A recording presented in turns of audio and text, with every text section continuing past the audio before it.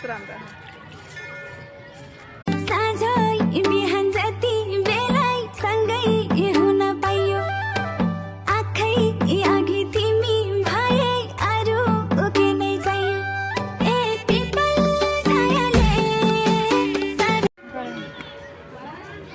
सुरु गर्नु